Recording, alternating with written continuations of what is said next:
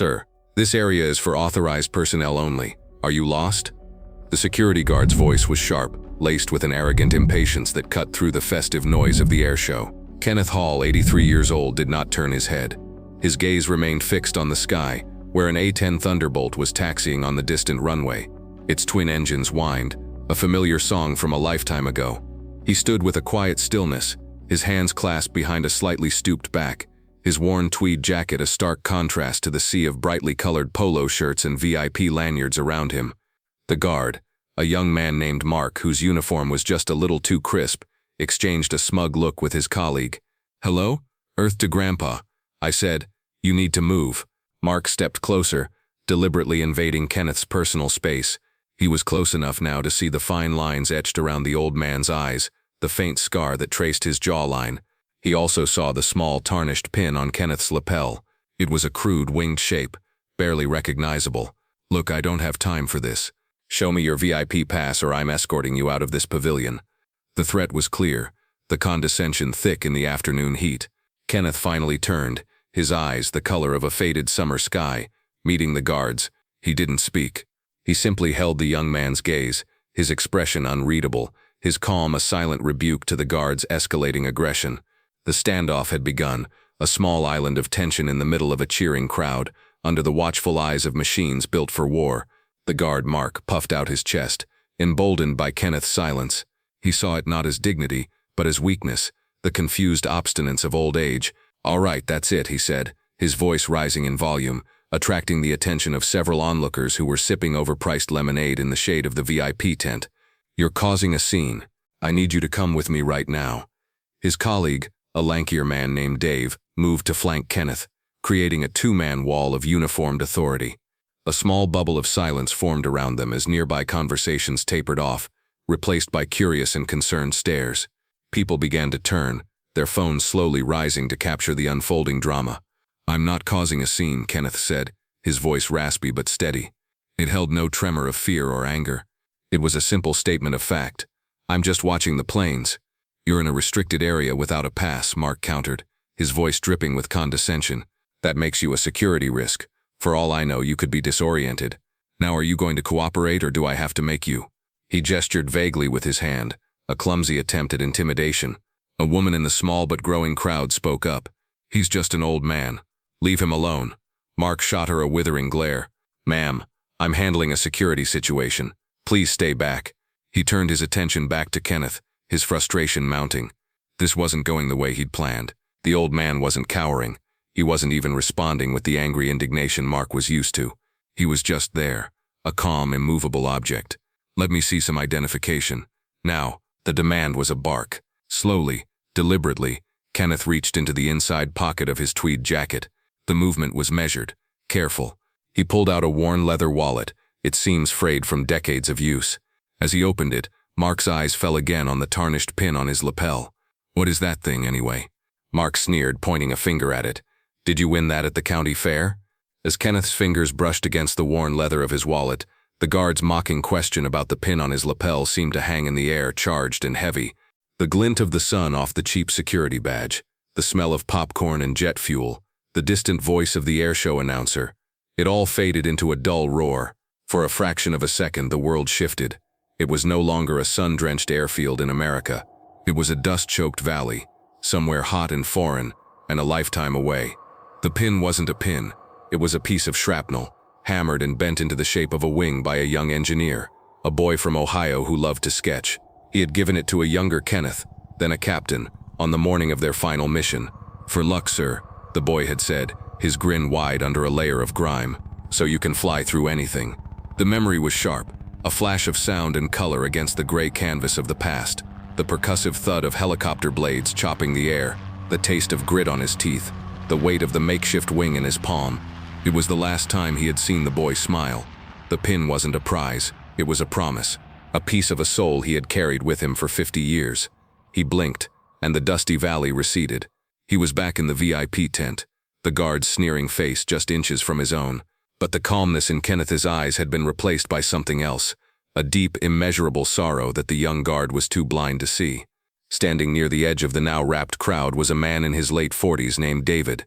He wore a simple polo shirt and a baseball cap, but his posture was ramrod straight, and his eyes, unlike the others, were not just watching a spectacle, they were assessing a situation. He had served 2 tours as a crew chief on C-130s, and he recognized the look on Kenneth's face. It was a look of profound, unshakable control, a stillness forged in places Mark the security guard couldn't even imagine. He also recognized the injustice. It was a familiar, ugly scene, age and wisdom being mistaken for frailty and confusion.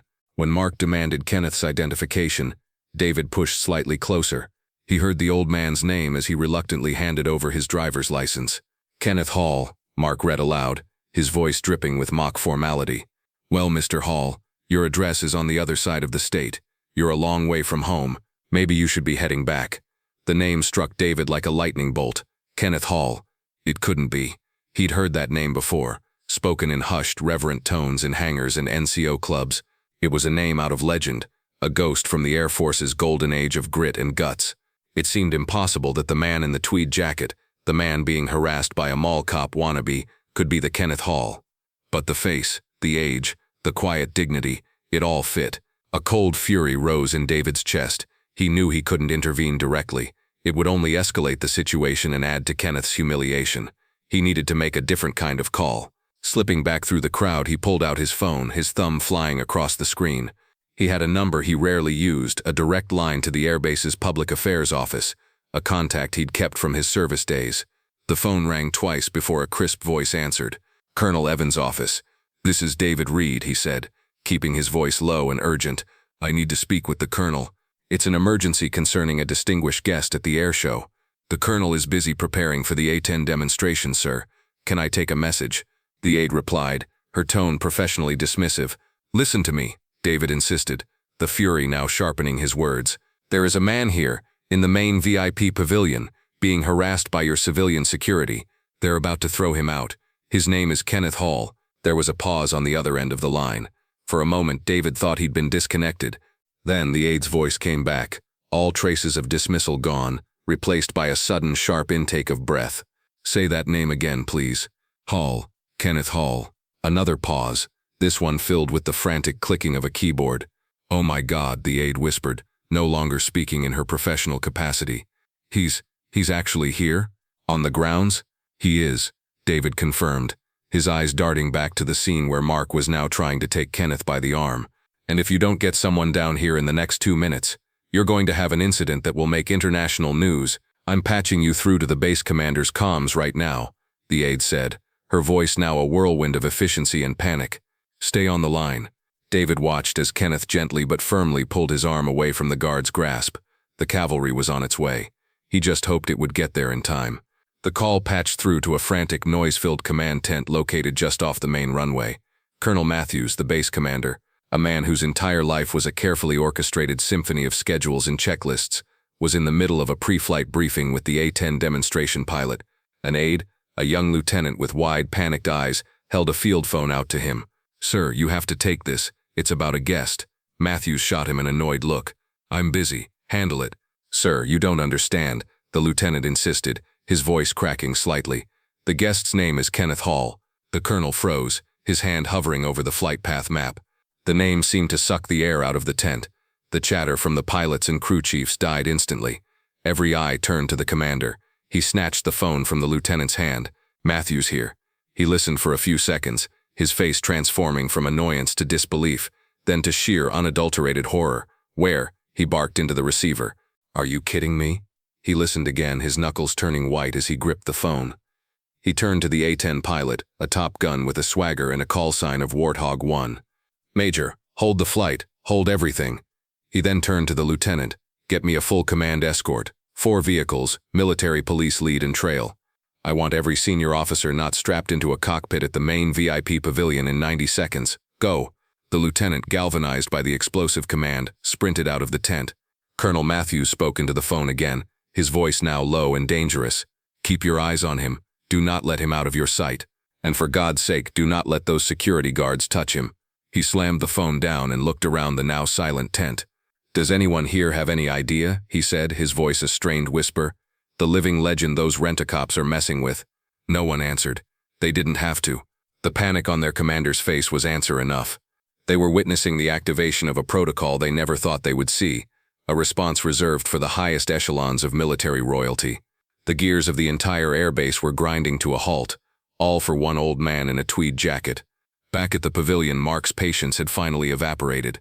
The old man's quiet defiance felt like a personal insult, a challenge to the sliver of authority he wielded. The crowd was growing, their silent judgment a palpable weight. He needed to end this, to reassert his dominance. He saw himself as the enforcer of rules, the thin line between order and the chaos represented by this confused old man. He had given him a chance to leave quietly, a chance to show his pass, a chance to show him some respect. Now the chances were all gone. "That's it, old-timer," Mark said, his voice taking on a hard, cruel edge. "You've been warned." He took a deep, self-righteous breath. "I'm placing you under temporary detainment until the local police can get here. We're going to have you evaluated." The threat hung in the air, ugly and final. To the crowd, it was a horrifying overreach, threatening a harmless senior citizen with a psychiatric hold. To Mark, it was the perfect solution, a way to remove the problem and justify his actions. He reached out, his hand clamping down on Kenneth's upper arm. The tweed jacket was thin, and he could feel the frail-seeming bone beneath. A gasp went through the crowd. This was it, the moment the confrontation became physical, the point of no return. "You are coming with me now," Mark gritted out, starting to pull, but Kenneth didn't move. He stood his ground, not with strength, but with an immense, immovable weight, and in that precise moment, a new sound sliced through the air. It wasn't the roar of a jet engine, it was the sharp, piercing wail of sirens, and they were getting closer, fast. Just as Mark's grip tightened on Kenneth's arm, the shriek of sirens became deafening. The crowd instinctively turned and parted. A convoy of 4 black Air Force official vehicles, led by a military police cruiser with flashing lights, screeched to a halt on the service road bordering the pavilion. Doors flew open before the vehicles had even stopped rolling, and uniformed personnel disembarked with a stunning display of speed and precision. They moved with a purpose that made the civilian security guards look like statues. Leading the charge was Colonel Matthews, the base commander, his uniform immaculate, his face a mask of controlled fury. He was flanked by 2 armed military police officers and followed by a coterie of high-ranking officers who had practically sprinted from their posts. The spectacle was breathtaking. The power dynamic of the entire scene inverted in the space of 3 seconds. Mark, still clutching Kenneth's arm, froze, his mouth slightly agape. His authority, which had seemed so absolute moments before, had vanished into thin air, replaced by the overwhelming presence of the United States Air Force in full-dress uniform. The crowd was dead silent, their phones now capturing an entirely different and far more significant event. Colonel Matthews strode directly toward the tableau, his eyes locked on Kenneth. He didn't even glance at Mark or his partner. He moved with a speed and intensity that was terrifying. He stopped precisely 3 feet in front of Kenneth Hall, his posture rigid, his entire being focused. Then, in a motion so sharp and clean it seemed to cut the air, he snapped to the most perfect, unwavering salute Mark had ever seen. The salute was not for the crowd nor for the flag, but for the old man in the tweed jacket. "Mr. Hall," the colonel's voice boomed, sharp and respectful, echoing through the stunned silence. "On behalf of the entire United States Air Force, I offer you my most sincere and profound apology for the disrespect you have been shown here today. It is an honor to have you with us, sir." He held the salute, his arm rigid, his gaze locked on Kenneth. The old man simply nodded, a flicker of acknowledgement in his tired eyes. The colonel then slowly lowered his hand and turned to face the dumbfounded security guards and the captivated crowd. His expression had shifted from reverence to ice-cold fury. He looked directly at Mark, who finally let go of Kenneth's arm as if he'd been electrocuted. "Do you have any idea who this is?" Colonel Matthews asked, his voice deceptively calm. He didn't wait for an answer. "You are standing in the presence of Chief Master Sergeant Kenneth Hall, retired, but his rank is the least of what you don't understand." He took a breath, his voice rising to fill the pavilion. "This man is a living legend. He was one of the first pilots selected for the AX program, before it was ever called the Thunderbolt, before it was affectionately known as the Warthog. This man, Kenneth Hall, was one of the test pilots who flew it, shaped it, and turned it into the greatest close air support aircraft the world has ever known." A murmur rippled through the crowd. Phones were now universally raised, recording every word. In a theater of war that will remain classified, this man's A10 was hit by enemy fire. With his hydraulics shot and his controls failing, he refused the order to eject. Why? Because a platoon of Army Rangers was pinned down in the valley below, about to be overrun. For 2 hours, Chief Master Sergeant Hall flew his crippled bird manually through a storm of anti-aircraft fire, providing cover for those men until every last one was evacuated. He then managed to land his A10 with no landing gear on a dirt road behind friendly lines. The colonel paused, letting the weight of his words sink in. For that action, he was awarded the Air Force Cross. He has a distinguished flying cross with 3 oak leaf clusters. He has a Purple Heart. The pin on his jacket which you so arrogantly mocked, he said, his eyes drilling into Mark, is not a toy. It is a piece of the fuselage from that very plane given to him by the Rangers whose lives he saved. As if on cue, the distant whine of the A-10 on the runway roared to life. The pilot, Major Warthog 1, had been listening to the entire exchange through his comms. He pushed the throttle forward. The jet thundered down the runway and climbed steeply into the sky. But instead of beginning its demonstration routine, it banked sharply, flying directly back towards the VIP pavilion. The crowd gasped as the plane descended, flying low and slow. As it passed directly overhead, the A-10 dipped its left wing in a slow, deliberate salute. The show had stopped for Kenneth Hall. The pilot was saluting his hero. After the A-10 completed its flyover and ascended back into the sky, a wave of applause erupted from the crowd. But Colonel Matthews wasn't finished. He turned his full, undivided attention back to Mark and his partner Dave, who both looked pale and sick. The commander's voice dropped, losing its presentational boom and taking on a low, menacing tone meant only for them. "You are employees of a private contractor," the colonel began, each word a perfectly enunciated indictment. "But you are operating on a United States Air Force base. That is a privilege, not a right. The standard you are expected to uphold is one of respect, professionalism, and situational awareness. You have failed on every conceivable level." He took a step closer, forcing Mark to look him in the eye. "You did not see a man, you saw a stereotype. You did not see a hero, you saw a nuisance. You mistook dignity for weakness and quiet courage for confusion. This failure of judgment is not just an embarrassment to your company, it is an insult to every man and woman who has ever worn a uniform." He gestured to one of the military police officers. "You will escort these 2 men to the security office. They will surrender their credentials. Their access to this base is permanently revoked. I will be speaking to their supervisor personally, and I assure you by the end of the day their company's contract will be under strenuous review." The finality in his voice was absolute. Their careers in security were for all intents and purposes over.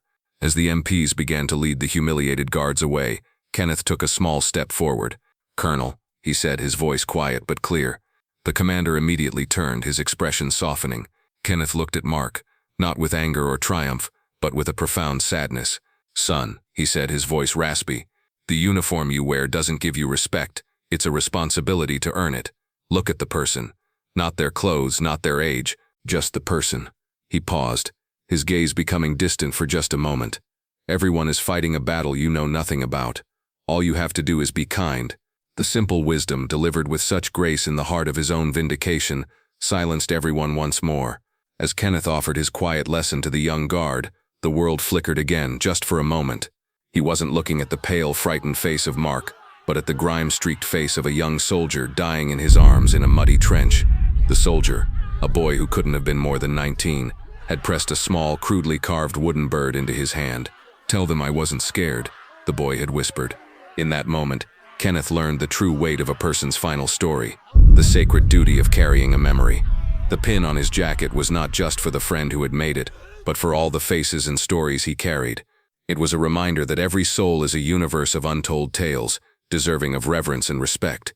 In the weeks that followed, the story of Chief Master Sergeant Kenneth Hall at the air show became a quiet legend. The video, captured on 100 cell phones, went viral within the military community, a potent reminder of the heroes who walk among us. The private security firm issued a formal public apology, and at Colonel Matthews' insistence, they implemented a new mandatory training program for all their event staff. It was co-designed by the local Veterans Association and focused specifically on respectful interaction with seniors and former service members. About a month later, Kenneth was sitting in his favorite local coffee shop, reading the morning paper. The bell above the door chimed, and he glanced up to see a familiar, hesitant figure. It was Mark, the young security guard, now dressed in a plain t-shirt and jeans.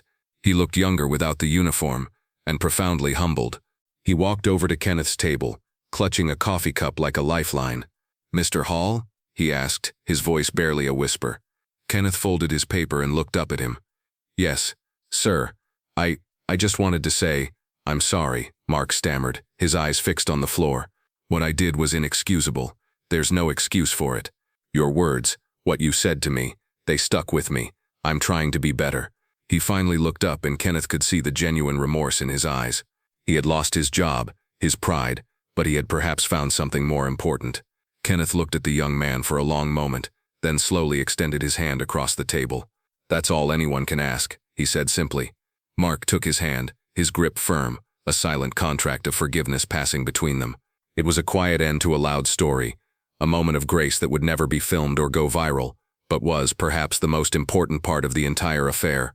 If this story of valor moved you, show your support by liking this video, sharing it with others, and subscribing to Veteran Valor for more true stories of unassuming heroes.